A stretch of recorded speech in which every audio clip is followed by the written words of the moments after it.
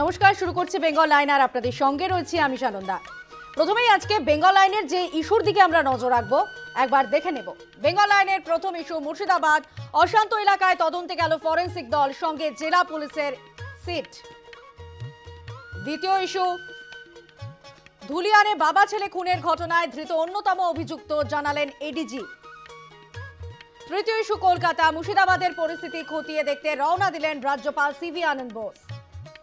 অন্যদিকে পরবর্তী ইস্যু একযোগে নিশানা নরেন্দ্র মোদী, অমিত শাহ।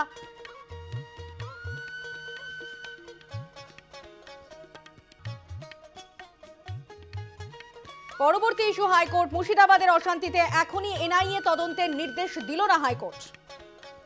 বেঙ্গল লাইনের পরবর্তী ইস্যু ভাঙর, থমথমে ভাঙরের পরিস্থিতি ঘুরে দেখলেন পুলিশ কমিশনার মনোজ ভার্মা। অন্যদিকে পরবর্তী ইস্যু নন্দীগ্রাম, গরু পাচারে বাধা, পুলিশ কর্মীকে কুপিয়ে খুনের অভিযোগ। পরবর্তী ইস্যু মালদা, কালিয়াচকে পরিত্যক্ত বাড়িতে বিস্ফোরণ, খেলতে গিয়ে আহত 2 শিশু। এবার যে ইস্যুর দিকে আমরা নজর রাখবো, শালবনীতে তাপ বিদ্যুৎ কারখানার শিলান্যাস করবেন মুখ্যমন্ত্রী।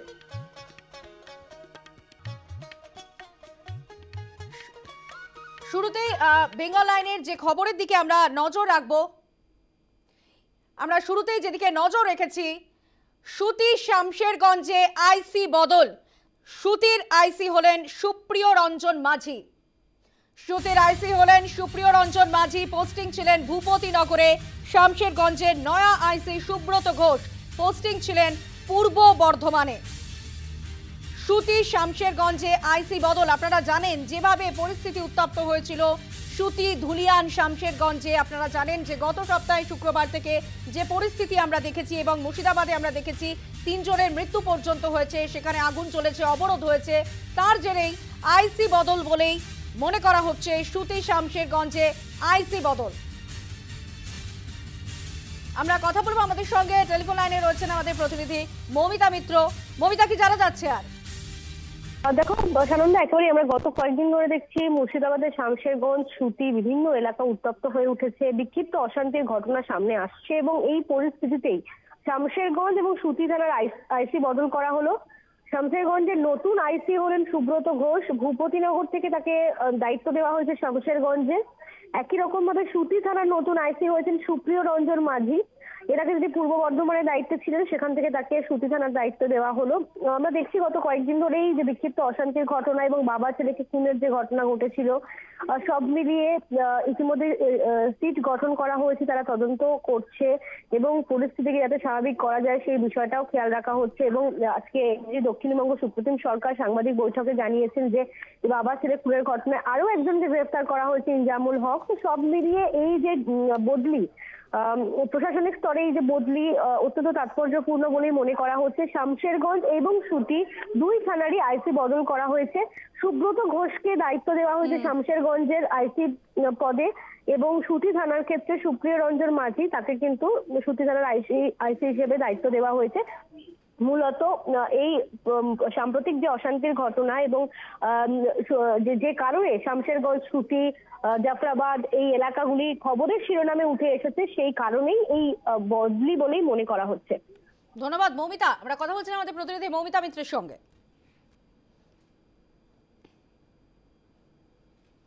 অন্যদিকে মুর্শিদাবাদের তদন্তে এবার সিট এবং ফরেন্সিক বিশেষজ্ঞরা তারা মুর্শিদাবাদে গেলেন এবং আক্রান্ত পরিবারের সঙ্গে কথা বললেন। তারা জানলেন যে ঠিক কি হয়েছিল, কি ঘটনা ঘটেছিল সেদিন। কারণ আপনারা জানেন যে মুর্শিদাবাদে এখনো কিন্তু স্থানীয় বাসিন্দাদের তাদের আতঙ্কে কিন্তু এখনো তারা প্রহর গুনছে। ইতিমধ্যেই কিন্তু তাদের চোখে মুখে আতঙ্ক রয়েছে। ফরেন্সিক টিম এবং সিটের সদস্যরা তারা পৌঁছলেন এবং যেটা জানা গেছে যে হরগোবিন্দ এবং চন্দন দাসের বাড়িতেও তারা গিয়েছিলেন। আপনারা জানেন যে মুর্শিদাবাদের ঘটনায় হরগোবিন্দ দাস এবং চন্দন দাসের মৃত্যুর ঘটনায় কিন্তু ইতিমধ্যেই 3 জনকে গ্রেফতার করা হয়েছে। এর আগেই 2 জনকে গ্রেফতার করা হয়েছে, আজ আরও একজনকে গ্রেফতার করেছে পুলিশ। এবং এই ঘটনা ঠিক সেদিন কি ঘটেছিল তা জানতেই যারা ঘর ছাড়া তাদের সঙ্গে কথা বলেন এবং আতঙ্কিত যারা রয়েছেন এখনো স্থানীয় মানুষজন, তাদের কাছে জানতে চান যে ঠিক এই মুহূর্তে তাদের কি পরিস্থিতি, সেদিন ঠিক কি ঘটেছিল। এবং খুনের জায়গা থেকে নমুনাও সংগ্রহ করেন ফরেন্সিক টিমের সদস্যরা। অর্থাৎ সব মিলিয়ে কিন্তু মুর্শিদাবাদের ঘটনার তদন্তে নেমে পড়ল সিট এবং ফরেনসিক টিমের সদস্যরা। অন্যদিকে শামশেরগঞ্জের একাধিক এলাকা পরিদর্শন করেন তারা। সব মিলে কিন্তু যেভাবে আমরা দেখেছি গত শুক্রবার মুর্শিদাবাদের পরিস্থিতি উত্তপ্ত হয়ে উঠেছিল, সেখানে কিন্তু তদন্তে নামলো সিট এবং ফরেনসিক টিমের সদস্যরা। একাধারে আমরা দেখতে পাচ্ছি যে তারা যেমন নমুনা সংগ্রহ করেছেন তেমনভাবেই কিন্তু যেসব পরিবার বিভিন্ন ক্ষতিগ্রস্ত এলাকা তারা ঘুরে দেখেছেন এবং যেসব পরিবার এখনও আতঙ্কিত হয়ে রয়েছেন এবং ঠিক কী ঘটেছিল ঘটনা সেদিন, সেই সমস্তটাই কিন্তু তাদের কাছে জানতে চান এবং হরগোবিন্দ দাস এবং চন্দন দাসের বাড়িতেও গেলেন ফরেনসিক টিমের সদস্যরা।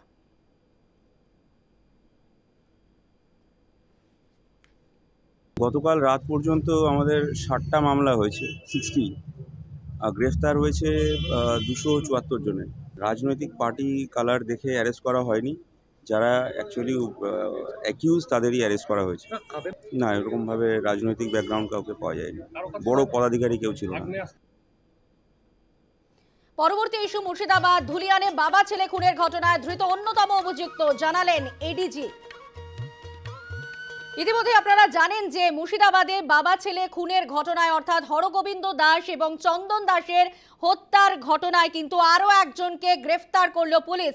এর আগেও দুজনকে গ্রেফতার করেছিল পুলিশ, অর্থাৎ জাফরাবাদের যে ঘটনা সেই ঘটনায় মোট 3 জনকে গ্রেফতার করা হলো এবং অন্যতম অভিযুক্ত অর্থাৎ অন্যতম পান্ডা ইনজামুলকে গ্রেফতার করেছে পুলিশ। এবং জানা গিয়েছে ইনজামুল পেশায় রাজমিস্ত্রি ছিলেন এবং তিনি সিসিটিভি ফুটেজ নষ্ট করে দিয়েছিলেন যাতে প্রমাণ লোপাট হয়ে যায়, এমনটাই কিন্তু জানিয়েছেন এডিজি দক্ষিণবঙ্গ। এরই পাশাপাশি তিনি কিন্তু বলেছেন, কড়া বার্তা দিয়েছেন এবং তিনি জানিয়েছেন যে যেখানেই লুকিয়ে থাক না কেন দোষীদের কিন্তু কাউকে ছাড়া হবে না, দোষীদের খুঁজে বের করা হবে।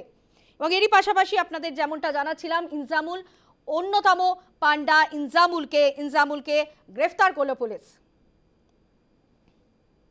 এবং এলাকা এই মুহূর্তে ধীরে ধীরে স্বাভাবিকের পথে অর্থাৎ অনেকটাই শান্ত হয়েছে, এমনটাই কিন্তু বক্তব্য রেখেছেন এডিজি দক্ষিণবঙ্গ। গত রাত্রে সারা রাত ধরে অভিযান চালিয়ে আরো একজনকে আমরা গ্রেফতার করেছি। রাজ্য পুলিশের এসটিএফ তাকে গ্রেফতার করেছে সুতি থানা এলাকা থেকে, যার নাম ইনজামুল হক এবং বাড়ি জাফরাবাদে যেখানে খুনটি হয়েছিল তার সংলগ্ন এলাকা শুলিপাড়া। সেই শুলিপাড়ার বাসিন্দা, ঘটনার পর থেকে সে পলাতক ছিল, তাকে গ্রেফতার করা হয়েছে। এবং তদন্তে আমরা জানতে পেরেছি যে সেদিন যে এই নৃশংস হত্যাকাণ্ড ঘটে তার যারা পরিকল্পনা করেছিল এবং প্রত্যক্ষভাবে ঘটনায় এই হত্যাকাণ্ডের নেতৃত্ব দিয়েছিল তার অন্যতম হচ্ছে ইনজামুল। শুধু নেতৃত্ব দেয়াই নয়, যাতে তথ্য প্রমাণ পুলিশের হাতে না থাকে, যাতে সিসিটিভি ফুটেজ না পাওয়া যায়, তাই জন্য এলাকার এবং বাড়ির সংলগ্ন যেখানে যা সিসিটিভি ছিল তার বিদ্যুৎ সংযোগ বিচ্ছিন্ন করা এবং সেটাকে ড্যামেজ করার চেষ্টায় নেতৃত্ব দিয়েছিল এই ইনজামুল। এই ইনজামুলকে আমরা গ্রেফতার করেছি। এবার আইনি প্রক্রিয়ায় তাকে আদালতে পেশ করা হবে যথাসময়ে এবং তাদের আমরা পুলিশি হেফাজতে নেব। সামগ্রিকভাবে যদি দেখি, শামশেরগঞ্জ এলাকায় পরিস্থিতি এখন সম্পূর্ণ নিয়ন্ত্রণে। গত কয়েকদিনে 4 দিনে কোথাও কোনো অশান্তির বা অপ্রীতিকর ঘটনার খবর এখনো পর্যন্ত নেই। দোকানপাট, বাজারহাট এগুলো খুলে যাচ্ছে। সামগ্রিকভাবে দেখলে প্রায় 70% দোকানপাট, বাজার খুলে গেছে। বেঙ্গল আইনের পরবর্তী ইস্যু কলকাতা মুর্শিদাবাদের পরিস্থিতি খতিয়ে দেখতে রওনা দিলেন রাজ্যপাল সিভি আনন্দ বোস। একযোগে নিশানা করেছেন নরেন্দ্র মোদী, অমিত শাহ, যোগী আদিত্যনাথকে।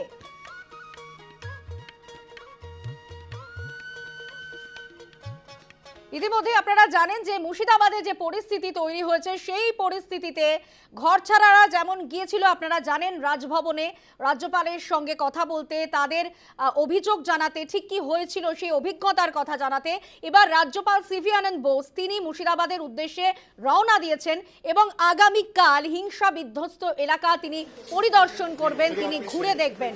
রাজ্যপাল সিভি আনন্দ বোস তিনি তিনি তিনি ইতিমধ্যেই মুর্শিদাবাদের উদ্দেশ্যে রওনা দিয়েছেন এবং আপনারা জানেন গতকাল আমরা দেখেছিলাম ভবানী ভবন এবং আজকে দেখলাম আমরা রাজভবনের ছবি।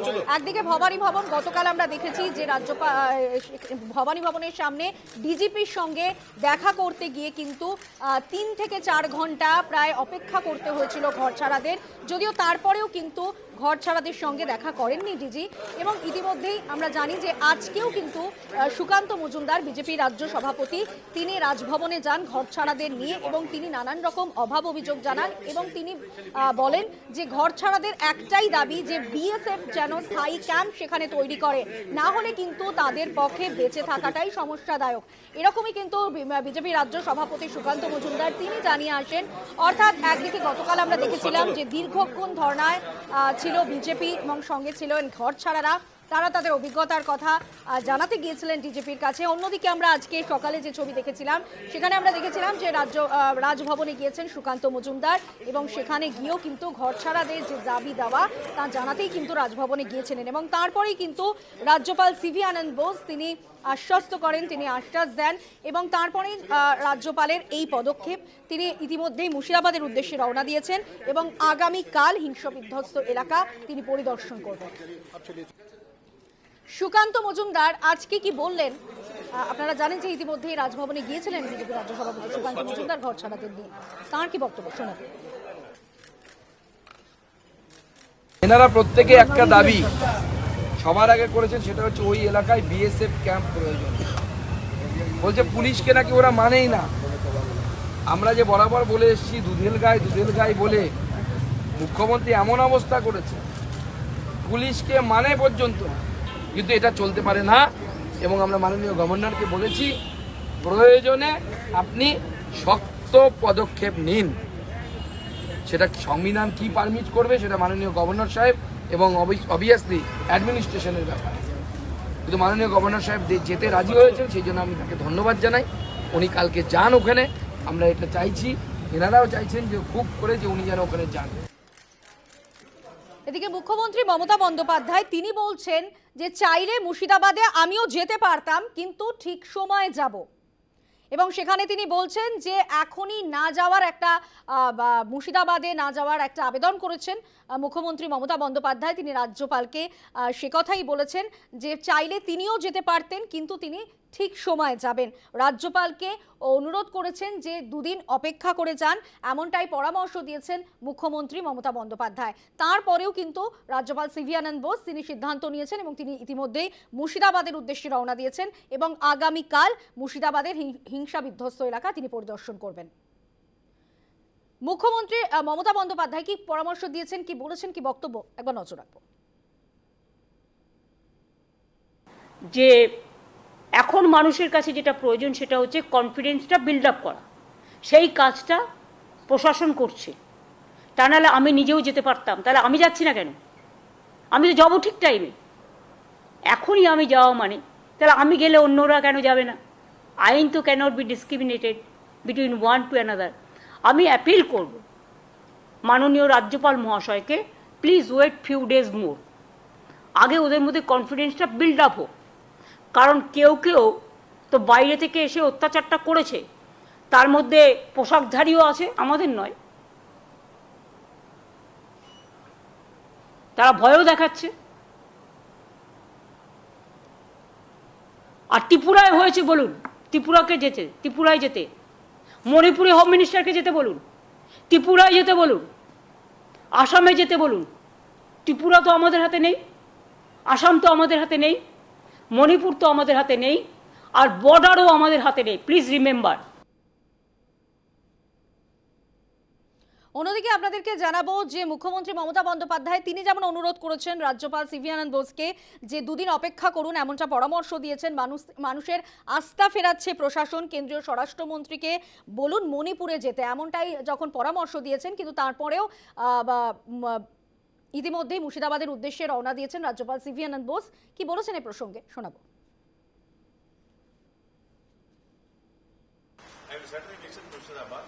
Which are the locations I have to decide for myself after summer stay? Sir, today you are going to Today I'm going. Sir, Chief Minister requested you to not to go Murshidabad because peaceful environment already restored there. If peace is restored, I'm very happy about that. From the field, once I realize that it has been done, I'll be most happy to make my report accordingly.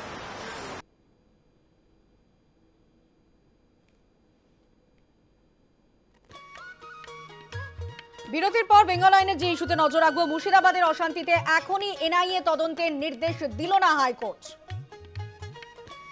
এখনই NIA তদন্তের নির্দেশ দিল না high court. ঠিকই পরিস্থিতি দাঁড়ালো আমরা জানবো, আমরা কথা বলবো, আমরা আলোচনা করবো একটা বিরতির পর। সঙ্গে থাকুন।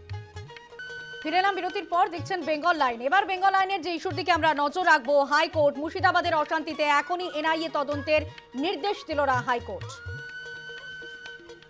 আপনারা জানেন যে ওয়াকফ আইনের প্রতিবাদকে কেন্দ্র করে যে অশান্তির আবহ তৈরি হয়েছিল মুর্শিদাবাদে, আপনারা জানেন যে ইতিমধ্যেই যে ঘটনা ঘটেছিল সেখানে 3 জনের মৃত্যু হয়েছিল, আগুন জ্বলেছিল, অবরোধ হয়েছিল এবং আগুন লাগিয়ে দেওয়ার ঘটনা ঘটে। এবং এই পরিপ্রেক্ষিতে বিরোধী দলনেতা শুভেন্দু অধিকারী এনআইএ তদন্তের আবেদন জানিয়ে হাইকোর্টে একটি মামলা করেন এবং তাঁরই প্রেক্ষিতে আজ শুনানি ছিল এবং সেই শুনানিতেই কিন্তু এনআইএ তদন্তের নির্দেশ দিল না হাইকোর্ট। এবং হাইকোর্টের তরফে জানানো হলো যে রাজ্যের ভূমিকা খতিয়ে দেখার জন্য একটি কমিটি গঠন করার নির্দেশ দেওয়া হলো হাইকোর্টের তরফে। আইনজীবী কল্যাণ বন্দ্যোপাধ্যায় এই বিষয়ে ঠিক কি জানিয়েছেন শোনাবো। ওরা যে চেয়েছিল এনআইএ হচ্ছে না, ওরা যে বলেছিল সম্পূর্ণ কমপ্লিটলি ন্যাশনাল ফোর্স ইয়ে থাকবে, সেন্ট্রাল ফ্লাইট হলো না, ওরা সিবিআই বিবিআই হলো না, কিচ্ছু হয়নি। একটা করে পিটিশন করে পিআইএল আর তারপরের বছর আরো বেশি করে হারে। রিপোর্টে বলা হয়েছে প্রায় 300 কতজন লোকের মতো অ্যারেস্ট করা হয়েছে, টোটাল 62-64টা কেস রেজিস্টার করা হয়েছে। যেটা জঙ্গিপুর পুলিশ ডিস্ট্রিক্টে একটু 9 তারিখ থেকে ইনসিডেন্ট এক্সপ্লেন করেছে, how the police have taken step, সেটাও পর্যন্ত বলা হয়েছে। জজ সাহেবরা দেখেছেন, কিন্তু এখানে এই নয় কোনো পার্টিকুলার দুটো রিলিজিয়ানকে সিকিউরিটি দেওয়া হয়েছে এবং যে রিলিজিয়ান আইনের বাইরে কাজ করেছে পুলিশ তাদের বিরুদ্ধে স্টেপ নিয়েছে, বিভিন্ন ক্রিমিনাল কেস করে। জাজ ইজ স্যাটিসফাইড যে না এর বাইরে আর কিছু নেই, কারণ ওরা কোনো মেটেরিয়ালস দিতে পারেনি। জজ পলিটিক্স দেখে না, রাজ্য ধর্ম দেখে না, রাজ্য মানুষের সিকিউরিটি দেখে। একটা কমিটি কনস্টিটিউট করবে, সেটা 3 জনের কমিটি হবে। সরকারকে বলেছে যে যাদের ক্ষতিগ্রস্ত হয়েছে একটা স্কিম দেওয়ার কথা। প্রশ্নটা হচ্ছে শুভেন্দু অধিকারী যে রাজনীতিটা করতে এসেছিল পিআইএল করে, রাজনীতি করাটা বন্ধ হয়ে গেল। এরই পাশাপাশি মামলাকারীর আইনজীবী বিল্লদল ভট্টাচার্য তিনি কি জানিয়েছেন শোনাবো। কেন্দ্রীয় বাহিনী আপাতত কন্টিনিউ করবে, আদালত যা ইন্ডিকেট করলেন। দ্বিতীয়ত হচ্ছে আদালত কিছু কমিটি ফর্ম করে দিচ্ছে, সেই কমিটি ফর্ম করে কমিটির উপরে দায়িত্ব দেওয়া হবে যাতে যে মানুষরা ঘর ছাড়া বা গৃহহীন তাদেরকে যাতে ঘরে ফেরানো যায়। রাজ্য সরকারকেও বলা হয়েছে এক্সপ্লোর করতে যে এদেরকে ক্ষতিপূরণ হিসেবে কীভাবে এদেরকে মানে রিহ্যাবিলিটেট করা যায়। তো এই অবধি আমরা তাছাড়াও এনআইএর আসপেক্টে আর্গু করেছি। খবরের কাগজেও মিডিয়াতেও সব জায়গাতে আমরা দেখতে পেয়েছি কিরমভাবে ইনডিসক্রিমিনেটলি বম্বিং হয়েছে মানুষের ওপরে তথা পুলিশের ওপরেও। তৎসত্ত্বেও এখানে পুলিশের যে রিপোর্ট আছে তাতে বোমের কথাটি সমস্ত জায়গা থেকে বাদ দিয়ে দেওয়া হয়েছে। তো সেই জন্য আমরা বলেছি যে এটা এনআইএ দিয়ে তদন্ত করানো উচিত ইমিডিয়েটলি। আদালত কেন্দ্রীয় সরকারের কাছে জানতে চেয়েছে যে কেন্দ্রীয় সরকারের এই বিষয়ে কি মতামত, কেন্দ্রীয় সরকার এই ব্যাপারে এনআইএ দিয়ে তদন্ত করাতে চাইছে কিনা বা তদন্ত করানোর ব্যাপারে কেন্দ্রীয় সরকার কি সিদ্ধান্ত নিচ্ছে। আইনজীবী প্রিয়াঙ্কা টিবরেওয়াল এ প্রসঙ্গে কি জানিয়েছেন শোনাবো। যে রেস্টোরেশন রিহ্যাবিলিটেশন ভিকটিমসদের, তারপরে যে তাদের ক্ষতি হয়েছে সে সমস্ত কি ক্ষতি হয়েছে না হয়েছে এই সমস্ত জিনিস দেখার জন্য একটা কমিটি ফর্ম করবে। সেই কমিটি যেরকম পোস্টপোল ভায়োলেন্সে হয়েছিল সেই আমার অর্ডারটাই আজকে কোর্ট বলেছিল দিতে, আমি জমা দিলাম। তো সেখানে যেরকম 3 মেম্বারের কমিটি ফর্ম করেছিল সেই হিসাবে এখানেও 3 মেম্বারের কমিটি করছে। তাদের কাছে এই ভিকটিমসরা নিজের কমপ্লেনগুলো দিতে পারবে আর সেই সমস্ত কমপ্লেন নিয়ে কোর্টের কাছে আসবে। আর ইন দ্য মিন টাইম স্টেটকে বলেছে, স্টেট গভর্নমেন্টকে, যে তোমরা স্কিম বানাও, স্কিম তৈরি করো যে এই যাদের ঘর বাড়ি পুড়ে গেছে, দোকান পুড়ে গেছে, এদের কি করে ক্ষতিপূরণ দিবে, এদের কি করে তোমরা আবার রিহ্যাবিলিটেট করবে। কেন সেই জায়গা থেকে তো ছেড়ে চলে যাবে সেরকম তো হয় না, এদেরকে রিহ্যাবিলিটেট করতে হবে, হয়তো পাকা ঘর করে দিতে হবে। এই সমস্ত স্টেট গভর্নমেন্টকে বলেছে তোমরা স্কিম বানিয়ে দাও। আর তারপরে আমাকে অনুমতি দিল যাতে আমি ওখানে গিয়ে ভিকটিমসদের সঙ্গে দেখা করতে পারি। এবার বেঙ্গল লাইনে বিরতির পর যে ইস্যুর দিকে আমরা নজর রাখবো, থমথমে ভাঙরের পরিস্থিতি ঘুরে দেখলেন পুলিশ কমিশনার মনোজ ভার্মা। এই ইস্যু নিয়ে আমরা ফিরবো একটা বিরতির পর। আমরা বেশ কয়েকদিন আগেই দেখেছি, অর্থাৎ গত 14 এপ্রিল আপনারা জানেন যে ভাঙরের সোনপুর বাজারে যেভাবে পরিস্থিতি উত্তপ্ত হয়ে ওঠে, একের পর এক পুলিশের গাড়িতে ভাঙচুর করা হয়, পুলিশের বাইকে পরপর আগুন জ্বালিয়ে দেওয়া হয় এবং তারপরে সেই পরিস্থিতির প্রেক্ষিতেই কিন্তু ভাঙরে এলেন মনোজ ভার্মা। আপনাদের জানাবো যে ইতিমধ্যেই কিন্তু ঘটনার 4 দিন পেরিয়ে গেছে এবং 4 দিনের মাথায় সোনপুর বাজারের সেই ঘটনাস্থল পরিদর্শনে এলেন কলকাতার পুলিশ কমিশনার মনোজ ভার্মা। আমরা কথা বলবো, আমাদের সঙ্গে টেলিফোন লাইনে রয়েছেন আমাদের প্রতিনিধি প্রসেনজিৎ সাহা। প্রসেনজিৎ, ঘটনার 4 দিনের মাথায় ভাঙরের পরিস্থিতি পরিদর্শনে এলেন কলকাতার পুলিশ কমিশনার মনোজ ভার্মা। সানন্দা, আজকে দেখো দুপুরে এই মনোজ ভার্মা তিনি কিন্তু আসেন ভাঙড়ের সোনপুর বাজারে পরিদর্শন করতে। সাথে ছিলেন জয়েন্ট সিপি রূপেশ কুমারও এবং কলকাতা পুলিশের অন্যান্য আধিকারিকেরা। সেদিন ঠিক কি ঘটনা ঘটেছিল সেটি কার্যত সরজমিনে যাচাই করতেই কার্যত এদিন কলকাতা পুলিশের পুলিশ কমিশনার এবং জয়েন্ট পুলিশ কমিশনার তারা কিন্তু আসেন এলাকায়, সাধারণ মানুষের সাথে তারা কথা বলেন। এরপর তারা চলে যান উত্তর কাশীপুর থানায়। সেখানে গিয়ে উত্তর কাশীপুর থানার যে সমস্ত পুলিশ কর্মীরা রয়েছেন তাদের সাথেও কথা বলেন। ঘটনার দিন সঠিক কি ঘটেছিল এবং সেই ঘটনার দিনের যে সিসিটিভি ফুটেজ পুলিশ ইতিমধ্যেই সংগ্রহ করেছে সেই সমস্ত বিষয়েও তিনি খতিয়ে দেখেন, তেমনটাই কিন্তু জানা গিয়েছে। এবং আজকে কিন্তু নতুন করে আরো 3 জনকে গ্রেপ্তার করা হয়েছে এই ঘটনার ক্ষেত্রে। এবং সেদিনের যে ঘটনা যে ভিডিও ফুটেজ ভাইরাল হয়েছিল, যেখানে দেখা গিয়েছিল যে আইএসএফ কর্মীরা পুলিশ কর্মীদের উপর চড়াও হয়ে মারধর করছে, নতুন করে একটি ভিডিও ফুটেজ ভাইরাল হয়েছে যে ছবিতে কিন্তু দেখা যাচ্ছে যে পুলিশ কর্মীরাও পাল্টা আইএসএফ কর্মীদের মারধর করছে। এই বিষয়টি নিয়েও তাকে প্রশ্ন করা হলে তিনি কিন্তু বলেছেন পুলিশ আত্মরক্ষার্থেই এটা করেছিল, তার কারণ যেভাবে আইন শৃঙ্খলার অবনতি সেখানে হচ্ছিল সেই পরিস্থিতি নিয়ন্ত্রণে আনার জন্য পুলিশকে এটা করতেই হয়েছিল। এবং এই ধরনের ঘটনা যাতে পুনরাবৃত্তি না হয় সেই কারণে কিন্তু আগামী দিনে বেশ কিছু বিধিনিষেধ পুলিশের তরফ থেকে নেওয়া হবে বা জারি করা হবে, সেই বার্তাও কিন্তু তিনি দিয়েছেন। সানন্দা, ধন্যবাদ প্রসেনজিৎ। আমরা কথা বলছিলাম আমাদের প্রতিনিধি প্রসেনজিৎ সাহার সঙ্গে।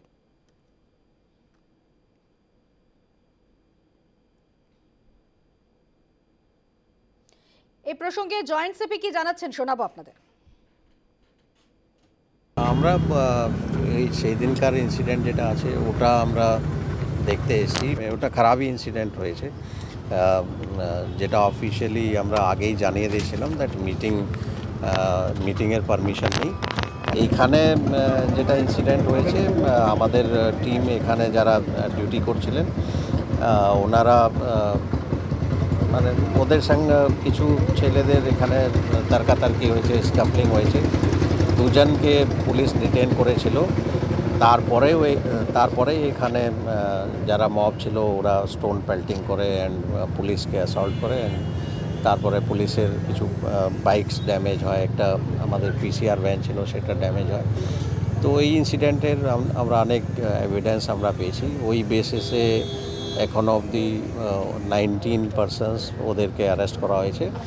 অ্যান্ড আরও এখনই যেটা আমাদের অফিসার বলছে আরও ফুটেজ আমরা পেয়েছি। তো আমরা আশা করছি ওই ইনসিডেন্টে যারা ইনভলভ হয়েছে আরও অ্যারেস্ট হবে। তো এখন এখানে সেই দিন পরে কোনো মেজর ইনসিডেন্ট কিছু হয়নি, সিচুয়েশন ঠিক আছে, কন্ট্রোল আছে, পুলিশ এখানে পেট্রোলিং করছে। কিন্তু এই ধারণার কোনো ইনসিডেন্ট যাতে আবার না ঘটে তার জন্য কী করতে হবে সেটাও আমাদের senior officer additional CP 1, joint CP crime, additional CP 3 সব সিনিয়র অফিসাররাই এসছেন।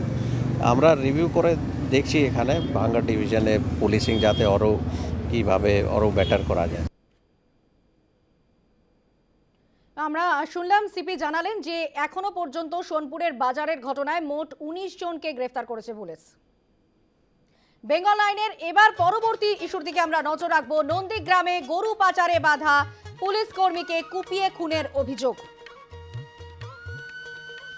এবার আমরা নন্দীগ্রামের ছবিটা দেখব এবং বারবারই যে ছবি উঠে আসছে যে পুলিশ বারবার আক্রান্ত হচ্ছে। এবার নন্দীগ্রামের ঘটনার দিকে আমরা নজর রেখেছি। সেখানে গবাদি পশু এবং সার চুরি করতে আসা দুষ্কৃতীদের মারে পুলিশ কর্মীর একজন ড্রাইভার তিনি নিহত হলেন এবং অন্যদিকে 2 পুলিশ কর্মী তিনি গুরুতর, দুজনেই আহত হয়েছেন। এই মুহূর্তে হাসপাতালে চিকিৎসাধীন তারা। সরাসরি রয়েছেন আমাদের প্রতিনিধি শুভময় জানা। শুভময়, ঠিক কি হচ্ছিল বিষয়টা যার জন্য আবারও আক্রান্ত হতে হলো পুলিশকে? দেখো, এলাকার থেকে বেশ কয়েকদিন ধরে মানুষ, এলাকার মানুষ খবর দিচ্ছিলেন যে এলাকার থেকে ষাঁড় এবং গবাদি পশু, গরু সহ বিভিন্ন পশু চুরি যাচ্ছে এবং তার পরিপ্রেক্ষিতেই কিন্তু পুলিশ টহল দেয় এবং সেই মতেই গতকাল ভোরবেলা রাতে খবর পেয়ে পুলিশ রেয়াপাড়ায় যে শিব মন্দির আছে নন্দীগ্রাম 2 নম্বর ব্লকে, সেইখানে যায় তারা। সেখানে গিয়ে তারা দেখে একটি গাড়িতে কয়েকজন আছে এবং তারা একটি ষাঁড়কে খাওয়াচ্ছে, এরকম ধরনের ঘটনা দেখতে পায়।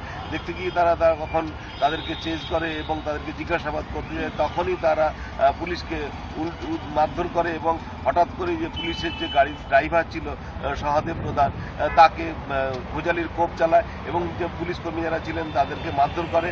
এবং পুলিশ, যেটা দেখা যাচ্ছে যে পুলিশ কিন্তু ধরতে গিয়েছিল তাদেরকে এবং খবর ছিল যে তারা এলাকা থেকে চুরি যাচ্ছে, সেই মতোই তারা গিয়েছিল। সেই মতো কিন্তু যে পরিমাণ পুলিশ থাকার কথা ছিল সেই পরিমাণ কিন্তু ছিল না, যার ফলে কিন্তু তারা আক্রান্ত হয়েছে। এবং তারা আক্রান্ত শুধু হয়নি, আক্রান্ত করে এমনভাবে ভোজালি চালিয়েছে ঘটনাস্থলে সেই ড্রাইভার মারা যায় এবং তারপরে মেরে দিয়েই তারা কিন্তু পালিয়ে যায়, তাদেরকে কিন্তু ধরা সম্ভব হয়নি। এই নিয়েই কিন্তু এলাকার মানুষ যখন ভোর রাতে খবর পায় তারপরেই কিন্তু তারা এলাকায় যায় এবং সেখান থেকে তারা যেখানে রেয়াপাড়া হাসপাতাল সেখানে নিয়ে আসা হয়েছিল পুলিশকর্মী এবং মৃত সহদেব প্রধানকে, সেখানে ঘিরে পুলিশকে ঘিরে এবং মৃতদেহ ঘিরে তারা বিক্ষোভ দেখাতে থাকে। এবং বিজেপির পক্ষ থেকে যেটা দাবি করা হচ্ছে যে এই ষাঁড় চুরিতে যারা যুক্ত তারা কিন্তু পালিয়ে গেছে, তাদেরকে কিন্তু ধরা যায়নি। তার ফলে তাদের দাবি যে তাদেরকে তো ধরতেই হবে এবং এই যে সহদেব প্রধান মারা গেছে কিভাবে সত্যিও মারা গেল তার যে ময়নাতদন্ত, সেই ময়নাতদন্ত করতে হবে। শুভময়, এই ঘটনা নতুন নয়, আমরা দেখেছি এর আগেও পুলিশ আক্রান্ত হয়েছে এবং দুষ্কৃতীরা পালিয়ে গিয়েছে এবং সেখানে পুলিশই বারবার আক্রান্ত হচ্ছে এবং বারবার নিশানায় পুলিশ। আপাতত ধন্যবাদ শুভময় তোমায়। আমরা কথা বলছিলাম, সরাসরি ছিলেন আমাদের প্রতিনিধি শুভময় জানা। স্থানীয় বিজেপি নেতৃত্ব প্রসঙ্গে কি জানাচ্ছেন শোনাবো। ঠিক 4টা নাগাদ বেশ একটা সম্প্রদায়ের দুষ্কৃতীরা ওরা এসে শিব মন্দির প্রাঙ্গণ থেকে ষাঁড় তুলতে এসেছিল। এর আগেও বহুবার হয়েছে, সেটা নিয়ে আমরা ফাঁড়ি থেকে শুরু করে থানা থেকে বিডিও সাহেব প্রত্যেকের কাছে আমরা অভিযোগ করেছি, তার কোনো সুরাহা হয়নি। ঠিক আজকের ভোরে এরকমভাবে আবার গাড়িতে করে ষাঁড় তুলতে এসেছিল, তাতে বাধা দান করা হয় এলাকার কিছু লোক এবং ওখানকার যারা পুলিশ রাতের বেলা গার্ড দেয় তারা ছিল। কিন্তু সেখানে কি হয়, পুলিশদেরকে ঠেলে সরিয়ে দেওয়া হয় এবং ওই গাড়ির যিনি ড্রাইভার ছিল পুলিশের গাড়ির, তিনি যখন গাড়িটাকে ধরার জন্য আগের ধারে ঘিরে রাখার চেষ্টা করে তখন তাকে দরজা খুলে নিয়ে এসে ভজালি দিয়ে তাকে কুপিয়ে খুন করা হয়েছে। আর সেই খুনের বডি এখন এখানে পড়ে আছে। পুলিশ বলছে এটা হচ্ছে গাড়ি অ্যাক্সিডেন্ট করে চাপিয়ে দিয়েছে। ধামাচাপা দেওয়ার জন্য রাতারাতি যেখানে 11টার সময় পোস্টম্যান নামের গাড়ি আসে, স্বাভাবিক মানুষ বললে বিস্ফোরণ, খেলতে গিয়ে আহত 2 শিশু।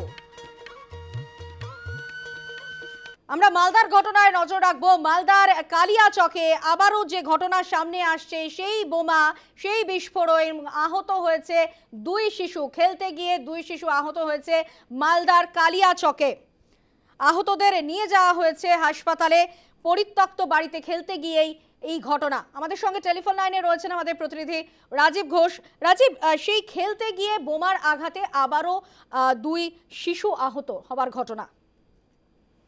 দেখো সানন্দা, কালিয়াচক থানা এলাকা বিননগর 2 গ্রাম পঞ্চায়েতে দিনুটোলা যে গ্রাম, সেখানে একটি পরিত্যক্ত বাড়ি, যেটা জানা যাচ্ছে সেই বাড়ির মালিক হলো ফরমান শেখ। সেই ফরমান শেখ এবং তার ভাই বহুদিন থেকে এখানে এই বাড়িটি যে রয়েছে সেই বাড়ি ছাড়া রয়েছেন, তারা কিন্তু এই বাড়ি থেকে ছেড়ে চলে গিয়েছিলেন এবং সেটা পরিত্যক্ত অবস্থায় পড়েছিল। যে আজকে ঠিক 3টা সাড়ে 3টা নাগাদ বিকেলবেলা, সেই 3টা সাড়ে 3টা নাগাদ 5 জন শিশু সেই পরিত্যক্ত বাড়িতে ঢুকে এবং সেখানে একটি বল পড়ে থাকতে দেখে এবং সেটা কিন্তু আসলে প্রকৃতপক্ষে বোমা ছিল এবং তারা বুঝতে পারেনি। বল ভেবে তারা যখন এটি খেলতে শুরু করে সে সময় হঠাৎ করে বিস্ফোরণ হয় এবং সেই বিস্ফোরণের ফলে কিন্তু 2 জন শিশু আহত হয়েছে বোমের আঘাতে এবং বাকি যে 3 জন ছিল তারাও কিন্তু অজ্ঞানত।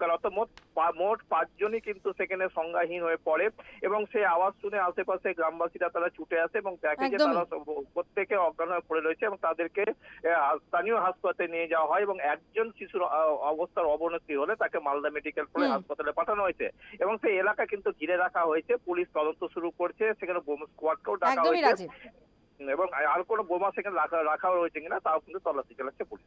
ধন্যবাদ রাজীব। স্থানীয় বাসিন্দারা এই প্রসঙ্গে কি জানাচ্ছেন শোনাবো।